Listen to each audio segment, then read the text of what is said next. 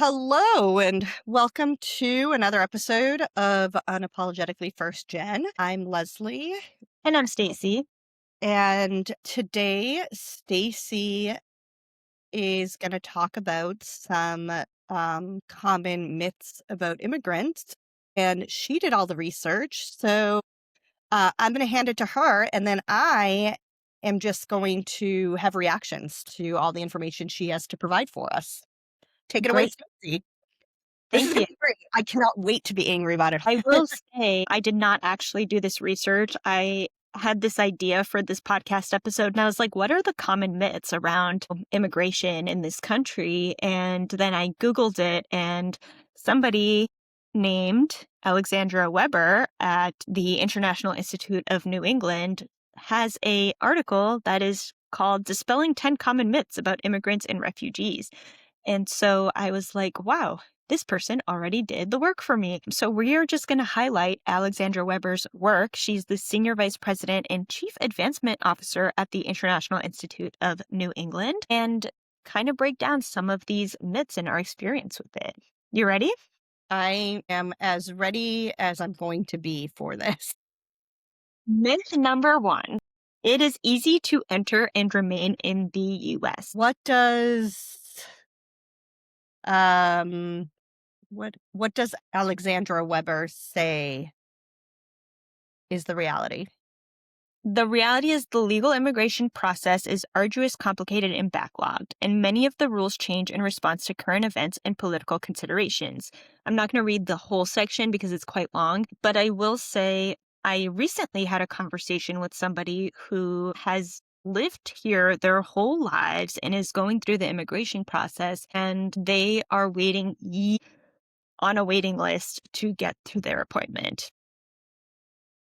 I think that one thing that people don't realize is that you're not grandfathered into the rules based on when you applied. So if I applied 5 years ago to become a permanent resident and I'm going through the process and it's going to end this year, whether or not I get permanent citizenship isn't based on the rules that were here 5 years ago when I applied. It's based on what's happening right now, what the rules are right now. So one of the problems with the backlog and how long the process is that because things change, I might now be responsible for more paperwork, more evidence. I might need to be more financially secure than I was before. I might need to be more anchored than I was before, or something like that. The requirements might be different. So it might have been like 5 years ago, I had everything ready. That was in place. I could now become a permanent resident, and it took so long, and things changed. So now I can't. Yeah, it's really hard to like keep up with the requirements. And it's expensive to hire a lawyer to help you through the process. Right. I would say unless you're like an expat or a wealthy immigrant that is coming here for grad school, you probably don't have the funds to hire a lawyer. I don't know. Am I making an assumption? I feel like the majority of immigrants that I know don't have tons of extra cash to be putting towards this. They're working really hard to try to start a new life. Yeah. Yeah. I don't. I mean, that's true of most immigrants we know, is like their funds are going to like surviving and to restarting their lives. Let's do myth number two. Yeah. This is a big one. Immigrants are more likely to be criminals. This is like the whole platform that Trump is using to get oil in Venezuela. God. Did I jump too many? Okay. Can I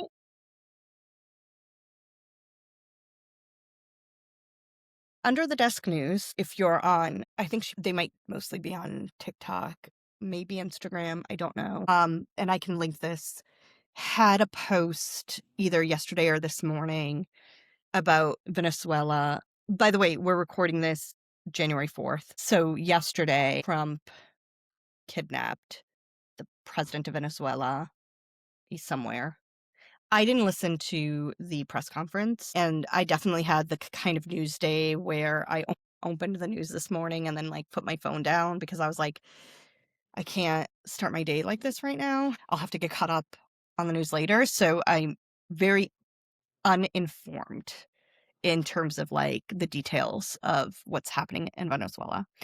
So Under the Desk News is a reporter who does mostly very bite-sized news pieces, but also a respected journalist. They went to an event and were talking to like a very respected person and said, "Do you think this Venezuela thing is more like Bush Sr. and the Panama Canal or like Germany and Poland?" And the person said, "Yes, because it does feel like we kidnapped the president to put in, I will say, the democratically elected actual president who does favor Trump, right? To control the oil there, but also we have been deporting people who are not Venezuelan to Venezuela. And Right.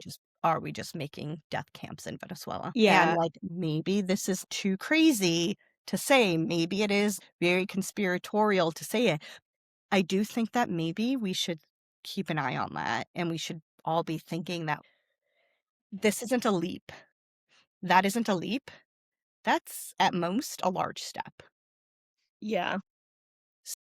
When you Uh, and we were researching, I think, this episode, and we went on the ICE website and it was like most wanted, and all the pictures were on the front page were of Latino men.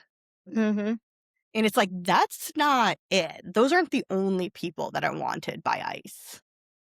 You have to like really search to find the not the black and brown skinned men in Right. the ICE database to be like, "Oh, oh, look, this person from like Russia, this person from France, this person from Portugal, this person from these very white countries." So all immigrants are criminals is the myth that is being put out there very intentionally in order for the government to be able to allow itself to commit these like heinous crimes to potentially send people to death camps.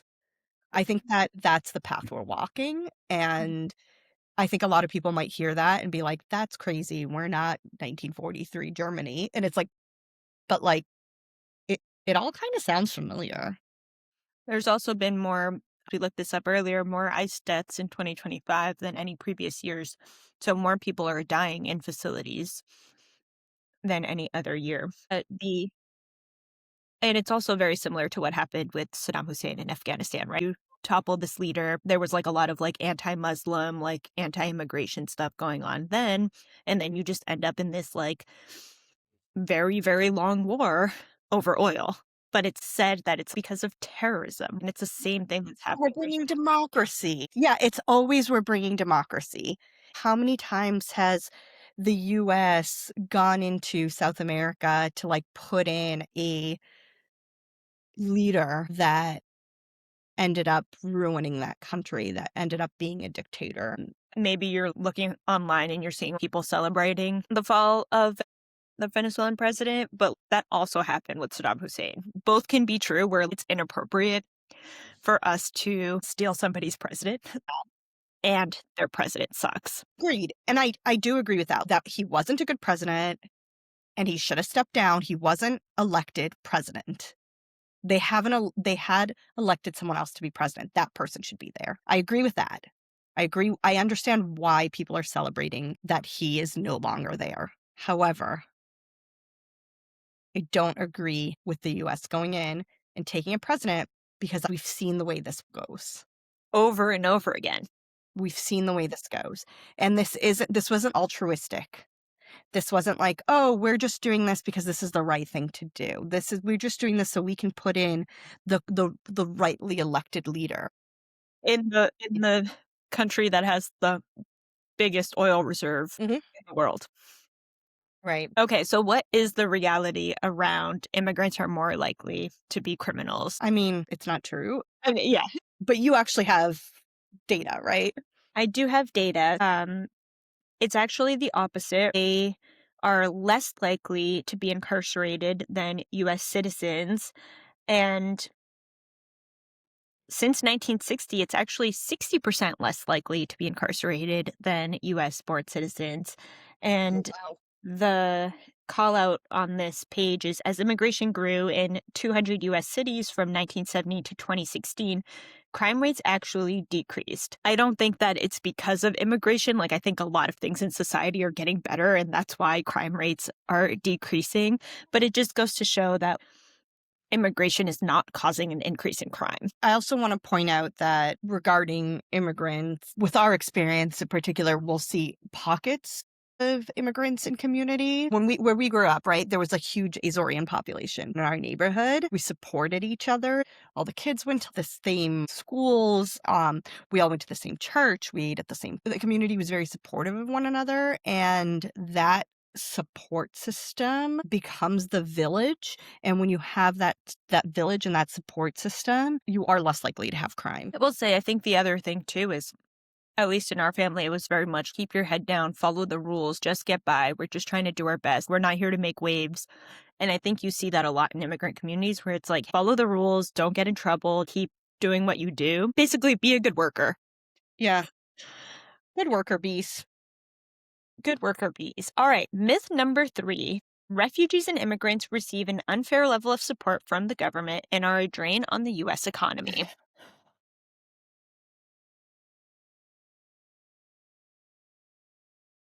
I don't even know.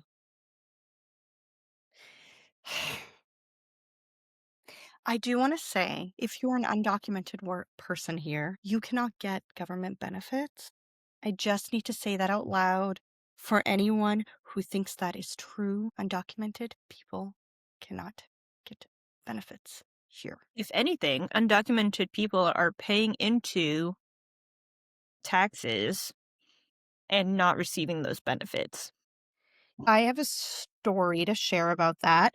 So I have a friend who was stuck here as someone who was like in a years long process to become a permanent resident. They just took so long and they couldn't work while they were waiting, which is unrealistic. You have to eat and live somewhere. So he ended up getting um a fake social and got a job. And while he was waiting for his paperwork to process, which again took years, he worked under this fake name and social, and was paying taxes.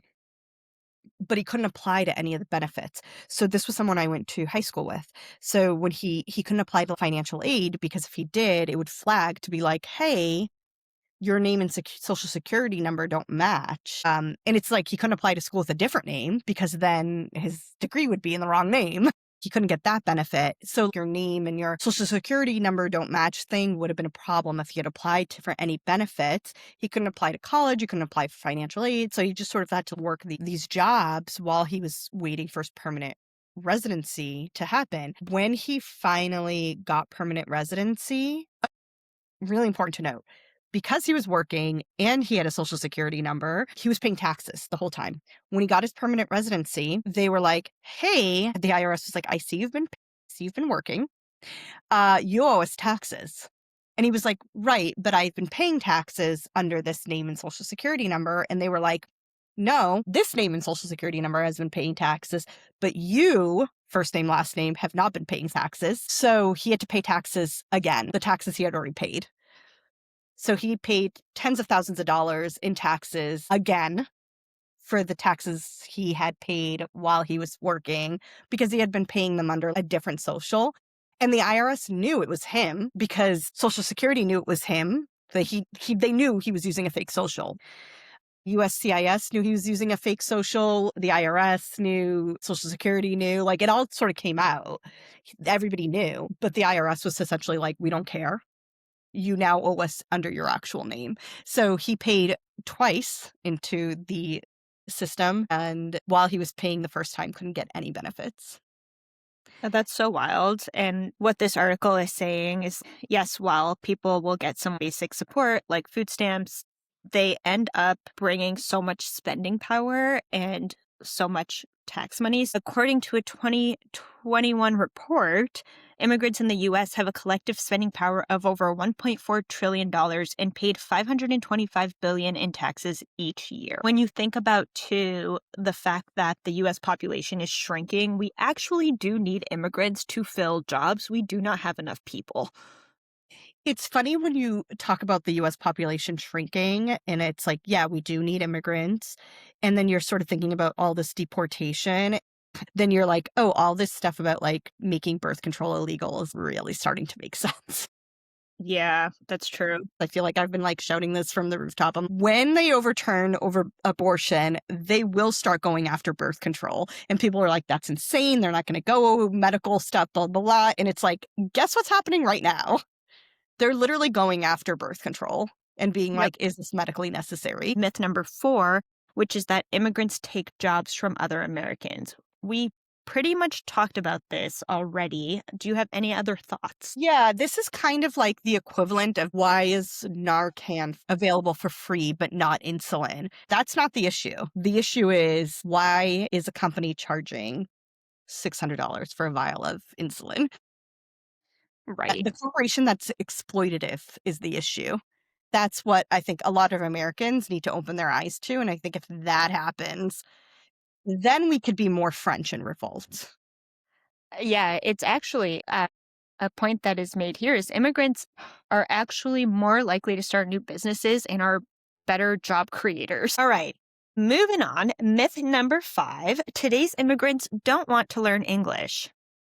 You could speak to this. I can speak to this. And this one, like, whenever I hear this, I'm so mad. Whenever I hear someone like, learn to speak English. Or no, actually, you know what really, really enrages me when I hear, learn to speak American. It's like, my dude, shut the fuck up. Okay, so a little background.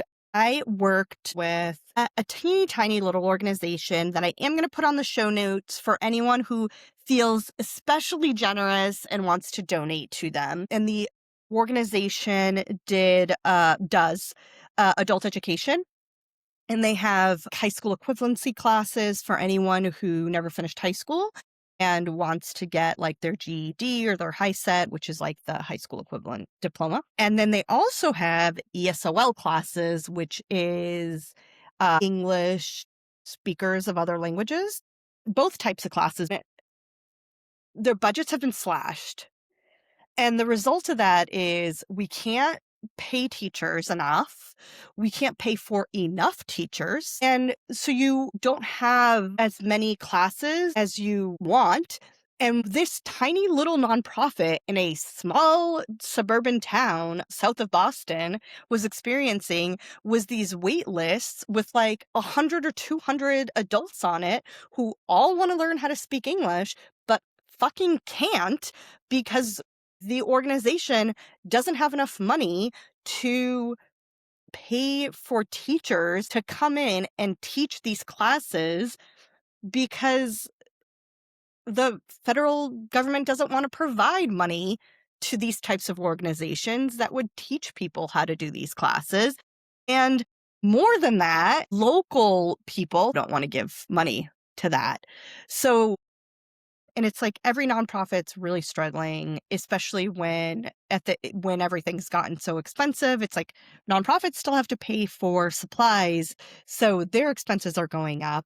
Their funding's gone down with like grants and federal money and state money. But like in general, even before this, people are just not giving money to nonprofits whose goal is to educate adults, especially whose goal is to educate immigrants. And, amount of like social media presence or newsletters talking about how like important it is to educate immigrants, no amount of like galas highlighting that this immigrant who was an engineer in his country but couldn't be an engineer here until he learned how to speak English and now he's an engineer is going to get people to donate to us. So it's so fucking frustrating to hear, why don't you just learn English? Like as if it's easy for an adult to just learn how to speak English. The resources are just not there. people don't have money recently, so it's like harder to give, even if you want to give, Yeah. because the dollar is just not going very far. And it does say in this article, which is from 2024, it does say due to budget cuts, providers currently fill less than 10% of demand for these classes. And I That's wonder if it's even worse now, a year and a half yeah. later. I would Ish. love to get the research on what it looked like at the end of 2025 for a lot of these statistics. Let's move on to number 6. U.S. asylum policies are causing a crisis. If the U.S. ended or restricted people's rights to enter the U.S. seeking a safe haven from persecution and violence, we wouldn't have unmanageable immigration surges. Oh my god. Oh my god. Oh my god. Oh my god. Oh my god.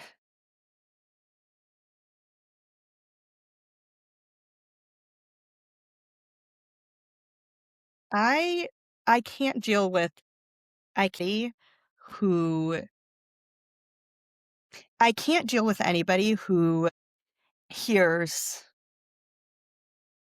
this person is seeking asylum because their country is in crisis. This person is seeking asylum because they are in danger of violence, of persecution, and is like, don't come to my country, not in my backyard.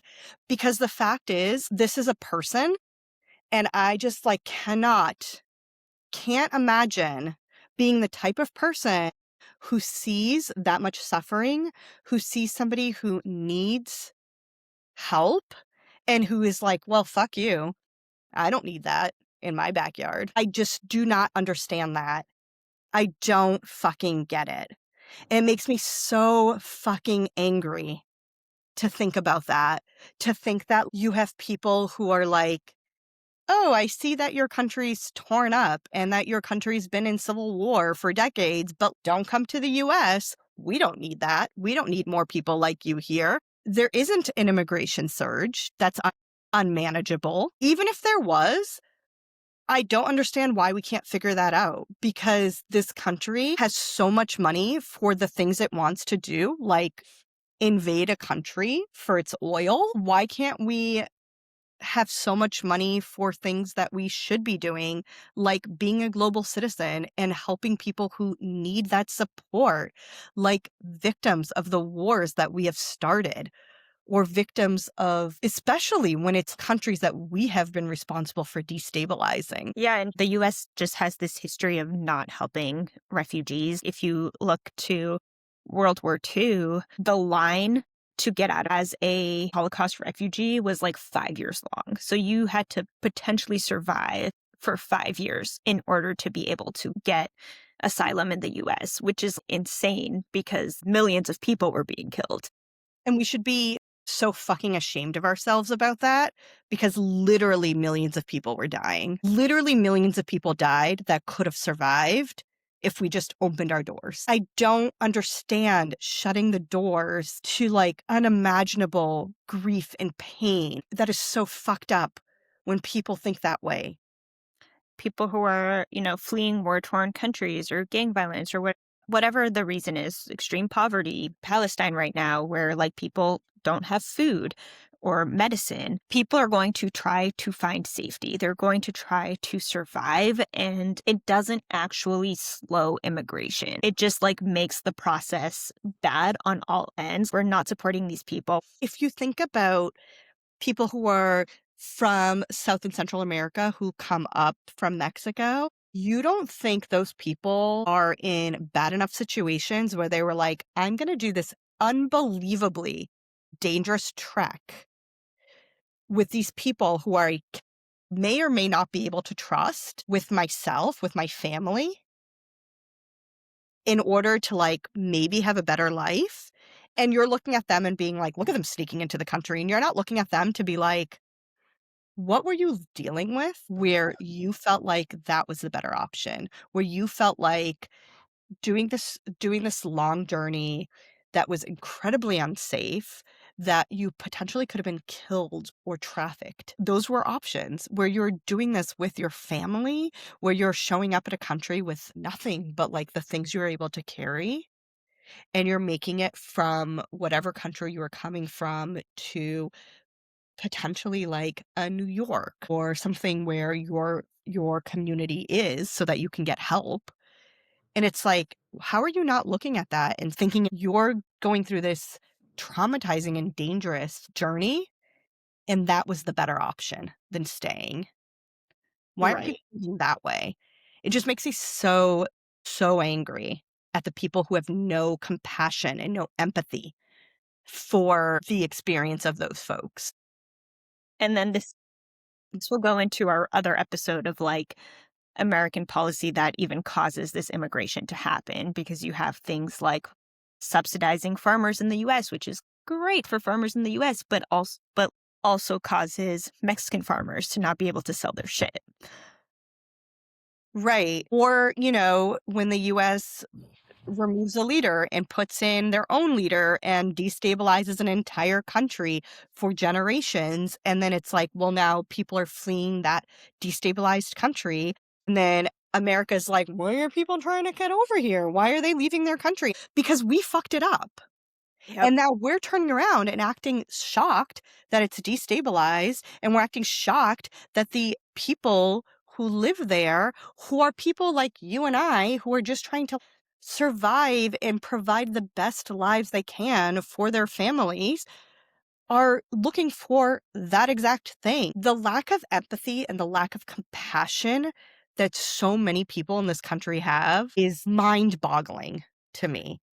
Well, it's because they believe this like super simplified story. They're not actually getting what is the history here? What are the actual motives behind these actions? Like they're just like hearing this propaganda story of like immigrants are bad and they're stealing your jobs. And they're like, oh, okay, immigrants are bad. And so like that's how these like myths come to life is through like all of this messaging that dehumanizes people. That's why it's really important for people to share stories and talk about the immigrant experience and talk about things that rehumanize immigrants and rehumanize people who are not Americans. Shout out to Miss Rachel, who is my favorite children's, I don't know what you would call her, entertainer. She has been a voice for children and families in Gaza. And she's gotten so much flack about supporting Palestine. And she's like, I'm not supporting Palestine. I'm supporting parents and families. And if you're okay with genocide and if you're okay with children literally starving, then you need to take a good look at yourself. For those of you not familiar with Miss Rachel, she has a Netflix show and she's big on YouTube. You can watch all her shows on YouTube. If you have toddlers, I highly recommend they watch her shows. She's great. She has a TikTok and an Instagram and that is for the adults.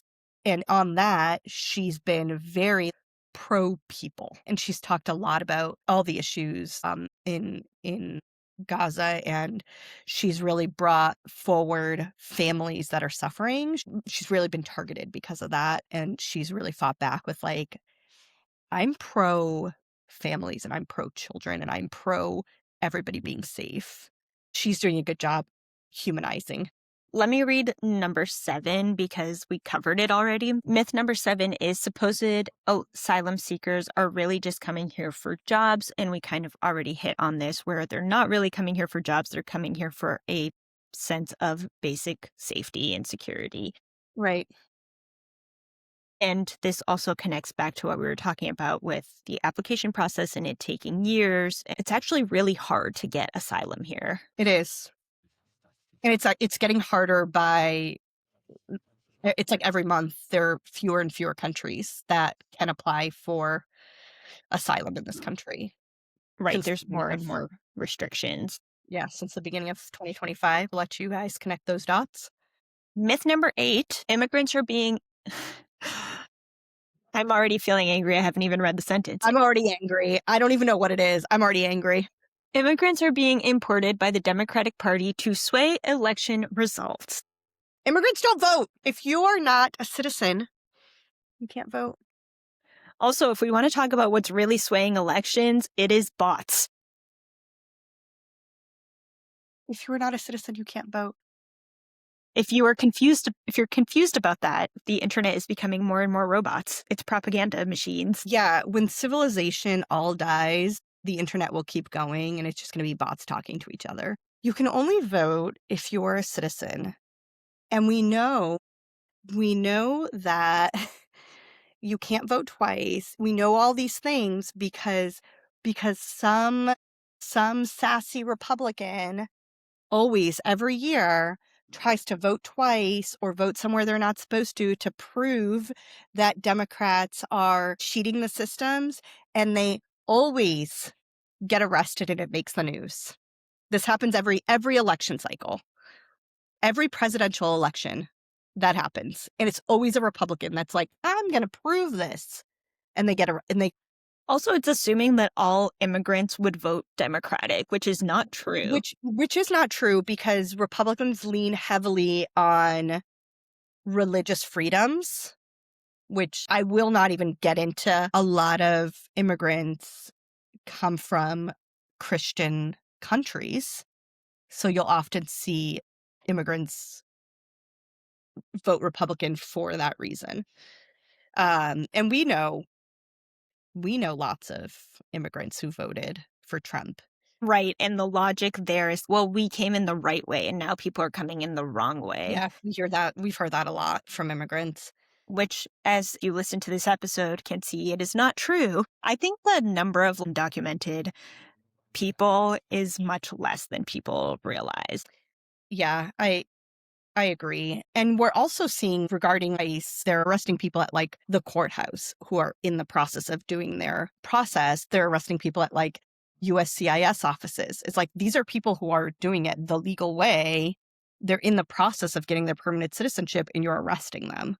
I mean, So they it's don't like, give a fuck. They're arresting citizens. it's like y'all, I think you're running out of undocumented immigrants, but you have to keep your numbers up. So now you're just arresting documented immigrants who are going through the process of becoming officially asylum seekers or officially permanent residents or getting their visas extended or whatever it is. So you're arresting people who are in the process. And people that have no criminal records. Oh yeah, that's a huge thing. Because that's what they're saying. You're arresting people with criminal records. If you go to the ICE website, it's all these brown people that have done all of these crimes and the ICE is doing the greatest thing ever. But imagine if somebody just like clips that out, just like that one piece and not seeing that I'm being sarcastic. And that's how the bots are going to get you.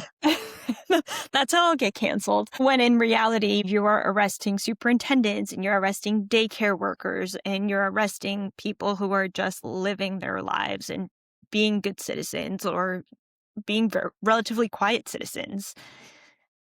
Yeah. Do you want to go on to number 9? Yes. Myth number 9, refugees and immigrants bring culture, ideology, or ideas that are harmful to the U.S. No, we brought spices. Shut the fuck up with your bland potatoes. Potato salad. Raisins. You know what the Portuguese don't have? Raisins in their potato salad. Ugh. I don't know why I picked on that specific thing, but I was like, why are we picking on culture? Have you guys ever been to a Caribbean festival? It's the funnest thing ever. Just as like immigrants vote differently, immigrants are just people. They have differing beliefs. And I think that a lot of what attracts people to the US is this. It's the dream, right? Like the myth of meritocracy of like, hey, I can work hard. I can build generational wealth for my family. And they want that opportunity. And that's why people come here. It's not about indoctrinating people or changing what it is. It's about the dream that they've been sold. I agree. I don't think anyone's coming here to change the country. Coming here, you do bring your culture as part of who you are, but that doesn't make it bad for the US. If anything, I think the country's better for knowing Pashtaishtanata. Agreed. Oh, We can't really talk about this myth about how refugees bring culture that's harmful to the U.S. without really hitting on the anti-Muslim rhetoric, because when you think about how Americans have treated Muslims, especially starting with 9/11, you still see it. You saw it this last election cycle with Zohran Mamdani in New York City, where it was like, you can't have a Muslim mayor. It's going to be very bad for New York.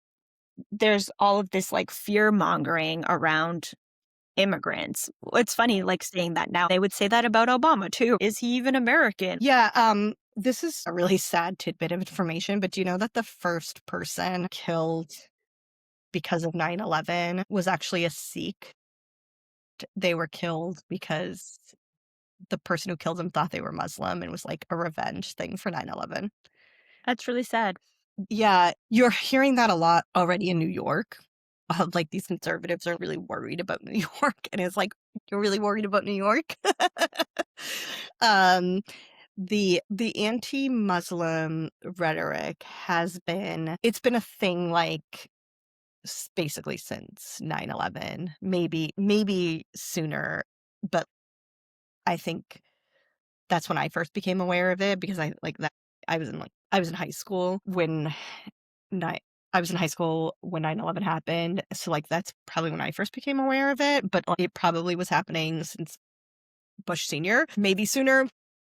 I would welcome someone to educate me on that. It hasn't fully gone away, but I do think it's gotten a lot worse again recently. There's a lot of ignorance in it, and which is true for all of this anti-immigration rhetoric. It's all just a lot of ignorance, but it's this refusal to understand, this refusal to see, in this case, Muslims as individual people. That is really what it is. It goes back to the dehumanization of people. Yeah, and it's like they're not all these people who wanna cloak women head to toe. We're putting these labels on that are so dangerous to individuals and to communities, and it's so scary. It is. All right, let's wrap up with myth number 10. The myth is US prioritizes services for refugees and immigrants more than for its own military veterans. You have the research. I don't think that's true, but also this kind of feels like the "Why does my insulin cost this much, but Narcan is free" thing. It's like, why aren't we supporting veterans more? But also, why aren't we supporting refugees more? Exactly. It's you're scapegoating instead of talking about what the real issue is, which is you're not actually taking care of your veterans. You're not actually taking care of these people. But if you want the facts, I do. it I is always do. 303.8 billion to the Veterans Administration in 2023 compared to 1.7 billion to the Office of Refugee Resettlement and 913 million for the entire US Citizenship and Immigration Services Department. It's not even $1 billion. Whoa, wow. So wait, the USCI, which, by the way, for those of you who don't know, that's like where you apply.